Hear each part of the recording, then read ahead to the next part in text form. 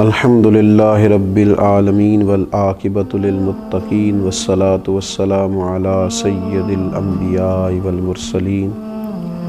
وعلی آلہ واصحابہ اجمعین اما بعد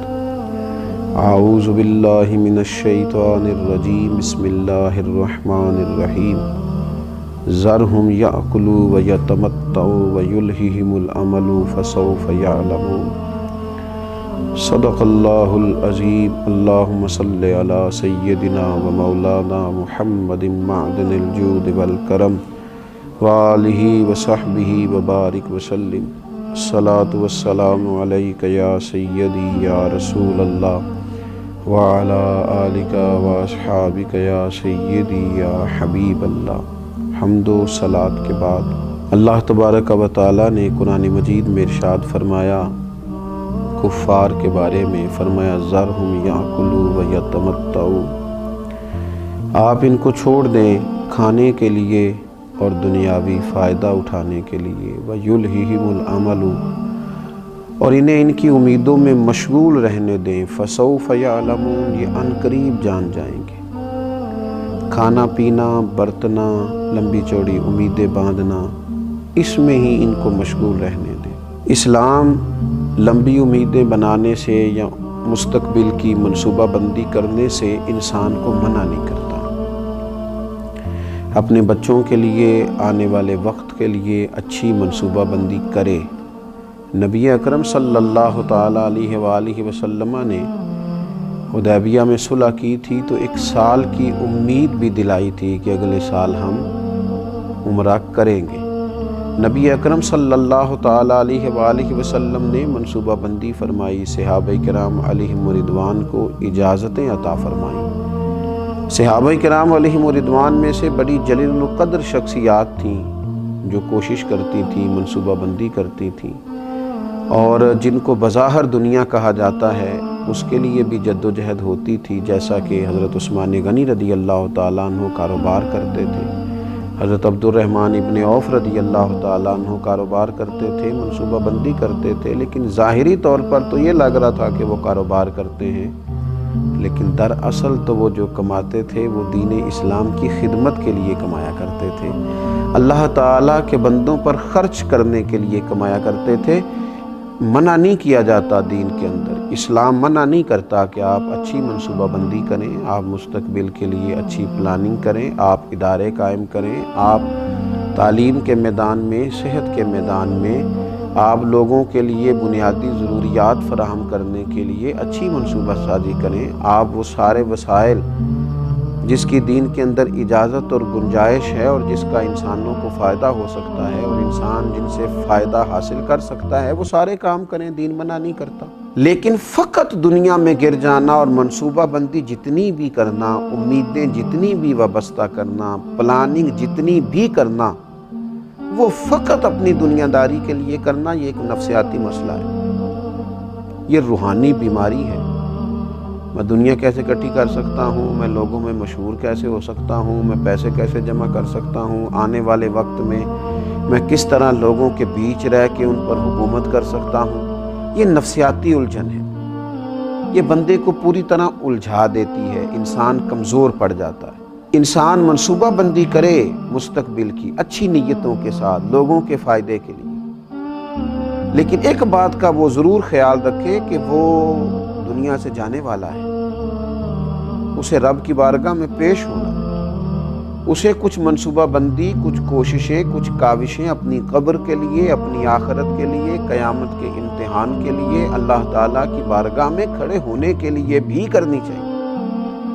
وہ سارا کچھ، جتنا کچھ بھی اللہ نے اسے صلاحیت دی ہے، اگر وہ اپنی ساری صلاحیتیں فقط دنیا داری میں ہی لگا دے گا اور سارے کام صرف اور صرف اپنی چند روزہ عارضی زندگی ہی کے لیے کرے گا تو یہ مومن کی شان نہیں، یہ مومن کا مزاج نہیں، یہ رسول اللہ صلی اللہ تعالیٰ علیہ وآلہ وسلم کا دیا ہوا پیغام محبت نہیں۔ تو لمبی لمبی امیدیں لگا لینا، لمبا پروگرام کرنا، صرف دنیا داری کے لیے ہی سارے لمبے منصوبے بنانا، دین نے اس کو پسند نہیں کیا۔ میرے نبی اکرم صلی اللہ تعالیٰ علیہ وآلہ وسلم نے فرمایا 4 چیزیں بدبختی کی علامت ہیں۔ ایک تو فرمایا کہ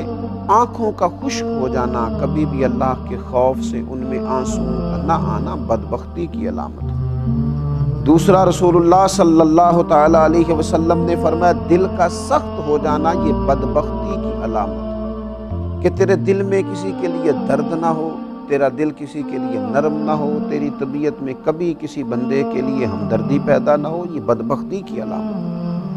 اور تیسرے نمبر پر نبی پاک صلی اللہ تعالی علیہ وسلم نے فرمایا دنیا کی ہرس میں لگ جانا، لالچ پیدا کر لینا، ہوس پیدا کر لینا، میں کیسے کو زیادہ سے زیادہ مال اکٹھا کر سکتا ہوں، یہ بدبختی کی علامت ہے۔ یہ دیکھیے یہ کس طرح کے روحانی امراض ہیں جو بندوں کو جکڑ لیتے ہیں اور ان کی روحانی زندگی کو برباد کرتے ہیں۔ چوتھے نمبر پر میرے نبی پاک صلی اللہ تعالی علیہ وآلہ وسلم نے فرمایا لمبی امیدیں وابستہ کرنا بدبختی کی علامت ہے۔ تو دنیا کے لیے مال جمع کر، دنیا کے لیے اسباب پیدا کر، تو دنیا کے لیے کوشش کر، پر یہ بھی تو دیکھنا تو نے دنیا میں رہنا کتنا عرصہ، یہ بھی تو دیکھنا کتنے لوگ تھے جو چلے گئے، کتنے لوگ تھے جو اپنا وقت گزار گئے۔ تو اپنی زندگی کے اندر امیدوں کو اتنا لمبا کر لینا، دنیا کے لیے منصوبہ بندی اتنی لمبی کر لینا، میں پہلے پڑھوں گا، پھر میں لکھوں گا، پھر میں نوکری کروں گا، پھر میں مال کماؤں گا، یہ بات ختم ہوتی ہے تو پھر شادی کا سلسلہ، شادی ہو گئی، اب بچے پیدا ہوں گے، اب ان کو میں بڑا کروں گا، اب ان کی تعلیم ہوگی، اب ان کے نکاح ہوں گے، اب یہ سیٹ ہوں گے، معاملہ ختم ہو گیا۔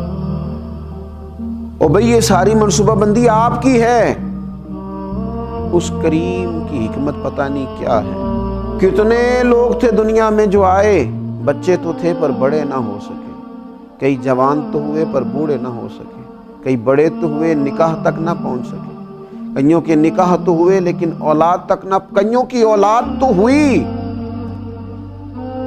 لیکن ان کو پلتا نہ دیکھ سکے، ان کے بیاہ نہ دیکھ سکے،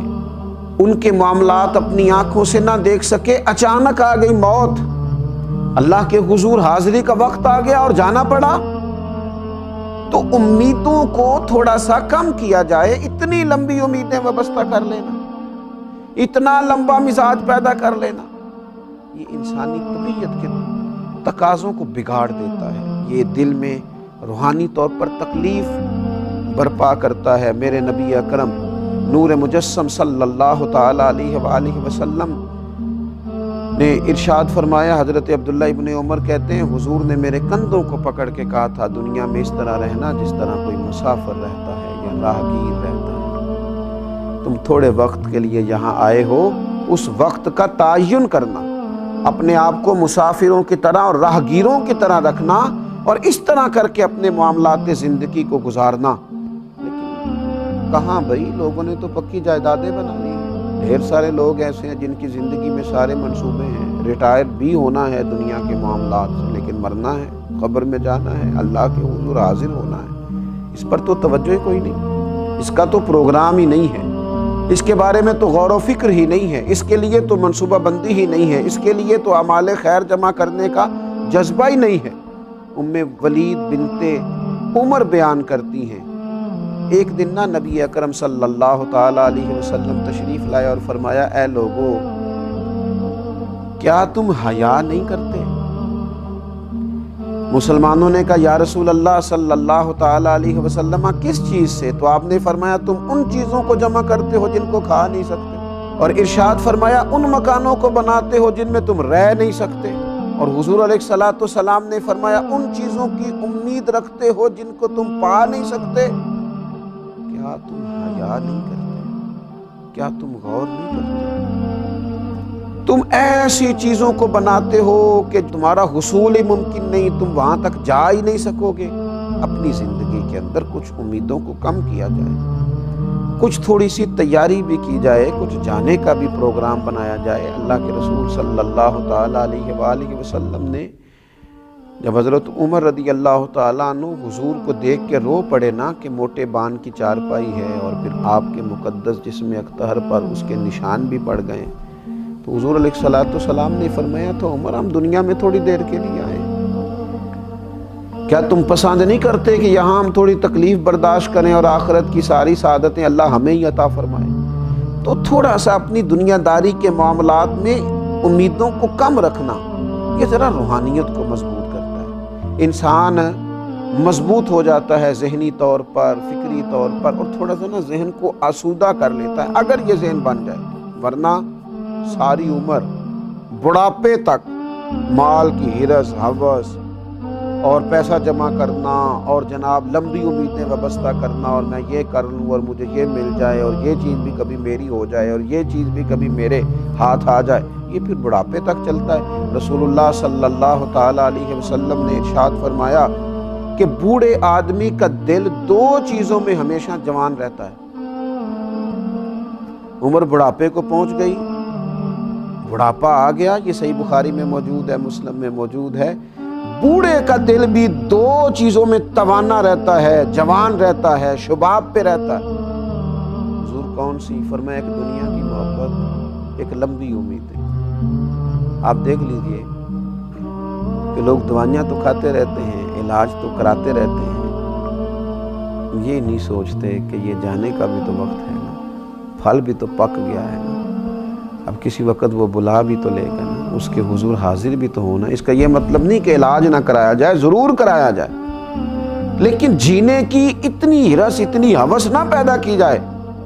بلکہ اللہ کے بندے نے جانا ہے، اس کی بارگاہ میں حاضر ہونا، تو لمبی امیدیں قائم کرنا نفسیاتی مسئلہ ہے۔ یہ لمبی امیدوں کا بنا لینا یہ روحانی طور پر کمزور کر دیتا ہے، بندے کے روحانی مسائل بن جاتے ہیں۔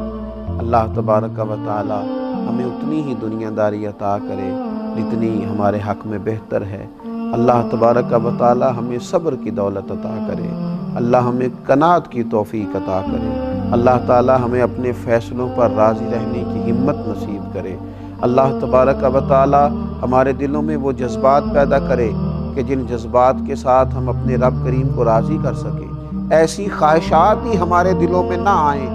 جو خواہشات دلوں کو توڑ دیں، طبیعتوں کو بے چین کر دیں۔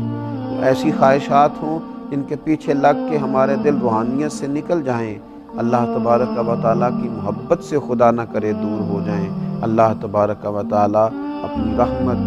ہم سب کے شامل حال فرمائے۔ وما علینا الا البلاغ۔